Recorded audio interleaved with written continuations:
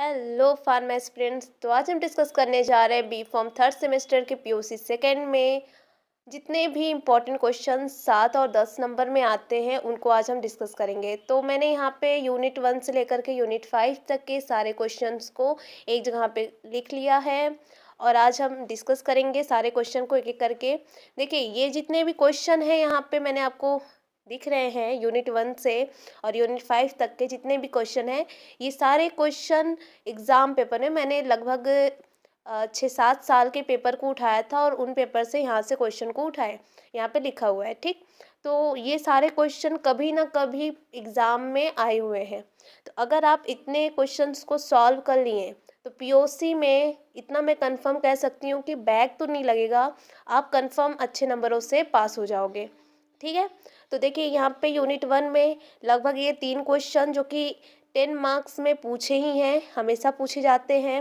ये जो पहला क्वेश्चन है ये 7 नंबर में आता है और ये जो स्ट्रक्चरल एविडेंस है दूसरा क्वेश्चन है वो 2 मार्क्स में आते हैं। और ये जो तीसरा क्वेश्चन है, इन तीनों क्वेश्चन को मैंने यहाँ पे देखिए जो यहाँ पे बनाया हुआ है एक एक हेडिंग के टाइप में। यहाँ पे ये क्वेश्चन आपको सिंगल भी पूछ लेता है, कभी कभी बोल देता है Friedel craft alkylation, Friedel Crafts acylation, इनका आप मैकेनिज्म लिखिए। तो ये सिंगल क्वेश्चन भी आ जाता है, इसलिए यहाँ पे ये जो केमिकल रिएक्शन है इन केमिकल रिएक्शन को सभी केमिकल रिएक्शन को अच्छे से तैयार कर लेना और इसके साथ साथ इसका मैकेनिज्म भी आप पढ़ लेना। ठीक है, और ये 3 क्वेश्चन आपके बन जाते हैं। 3 क्वेश्चन मतलब इन्हीं में से बनते हैं, इसके अलावा अदर से कोई क्वेश्चन नहीं बनता, तो आप इनको पढ़ लेना। ठीक, उसके बाद चलिए यूनिट सेकेंड में चलते हैं हम लोग। यूनिट 2 में क्या है, फिनॉल से आपका एक क्वेश्चन बन जाता है कि फिनॉल क्या है, उसका method of preparation, chemical reaction और उसके क्वालिटेटिव टेस्ट। ये क्वालिटेटिव टेस्ट 2 मार्क्स में भी फिनॉल के पूछे जाते हैं कि आप कोई 2 क्वालिटेटिव टेस्ट बताइए, तो इसको अच्छे से पढ़ के जाइएगा। नेक्स्ट आ जाता है जो कि 7 मार्क्स में आता है, explain acidity of phenol. Phenol की एसिडिटी, कभी कभी यही एसिडिटी ये आपके पहले क्वेश्चन में अटैच कर दिया जाता है, जैसे मैंने यहाँ पे अटैच किया था क्वालिटेटिव टेस्ट को, उसकी यहाँ पे लिख दिया जाएगा कि केमिकल रिएक्शन के साथ साथ फिनॉल की एसिडिटी को भी आप बताइए। ठीक, तो आपको वहाँ पे लिखना पड़ेगा, तो तैयारी करके जाइएगा। फिनॉल तो कंफर्म होता है कि 10 मार्क्स में हमेशा आता है, अगर 10 में नहीं आएगा तो 7 मार्क्स में तो ज़रूर पूछा जाता है।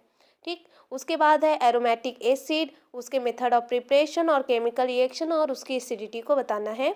और नेक्स्ट क्वेश्चन है एरोमेटिक अमीन और उसका भी बेसिसिटी और उसके साथ साथ मेथड ऑफ प्रिपरेशन, ये सारी चीज़ें आपको एक्सप्लेन करनी है। ठीक, तो आपको ये 4 क्वेश्चन जो मैंने यहाँ पे लिखे हुए हैं ये चारों कवर करके जाना है, क्योंकि इन चारों में से पहला जो क्वेश्चन है वो आपको 10 मार्क्स में तो देखने को मिलेगा, उसके साथ साथ इन दोनों क्वेश्चन में से जो नीचे के 2 क्वेश्चन हैं इन दोनों में से एक क्वेश्चन आपको 7 मार्क्स में ज़रूर देखने को मिलेंगे। ठीक, चलिए यूनिट 3 में आ जाते हैं। यूनिट 3 में क्या है जो कि 7 मार्क्स में आया भी है और 10 मार्क्स में भी कई बार आए हैं कि जो फैटी एसिड है उनके केमिकल रिएक्शन लिखिए।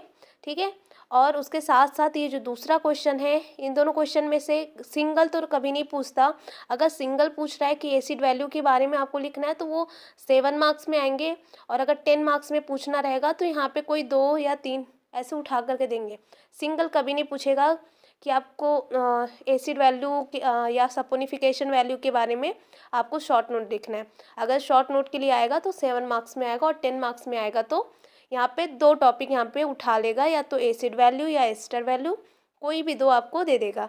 तो ये 3 जो थे जो कि ज़्यादातर पूछे गए हैं, कभी कभी आयोडीन वाला भी आता है तो उसको भी आप एक बार देख कर जाइएगा, लेकिन ये 3 मोस्ट इम्पॉर्टेंट थे तो इसको मैंने यहाँ पे लिख दिया है। ठीक, ये तीनों ये आप दोनों क्वेश्चन को अच्छे से कवर करके जाइएगा।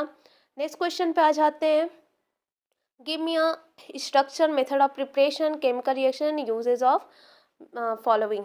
तो यहाँ पे जितने भी नीचे दिए गए क्वेश्चन हैं इन तीनों में से कोई भी एक, तीनों में से कोई भी एक आपको 10 मार्क्स में देखने को मिल जाएगा, और ये कंफर्म है कि ये इनमें से एक क्वेश्चन बनते ही हैं, और अगर 10 मार्क्स में नहीं है तो आपको 7 मार्क्स में भी देखने को मिलेंगे।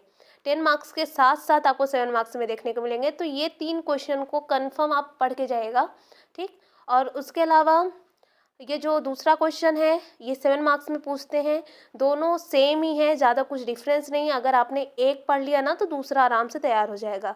तो आप क्या करना कि अगर डाइफिनाइल मीथेन पढ़ रहे हो तो ट्राइफिनाइल मीथेन को उसी के साथ में देख लीजिएगा। बहुत ही सिंपल क्वेश्चन है ये भी, ठीक। ये 7 नंबर में पूछता है, और ये जो ऊपर वाला है पहला क्वेश्चन, ये हमेशा 10 मार्क्स में पूछे जाते हैं और कभी कभी ये 7 मार्क्स में भी बन जाते हैं क्वेश्चन। तो एक बार ध्यान से पढ़ के जाइएगा क्योंकि ये बहुत ज़्यादा इम्पॉर्टेंट है चौथे यूनिट से।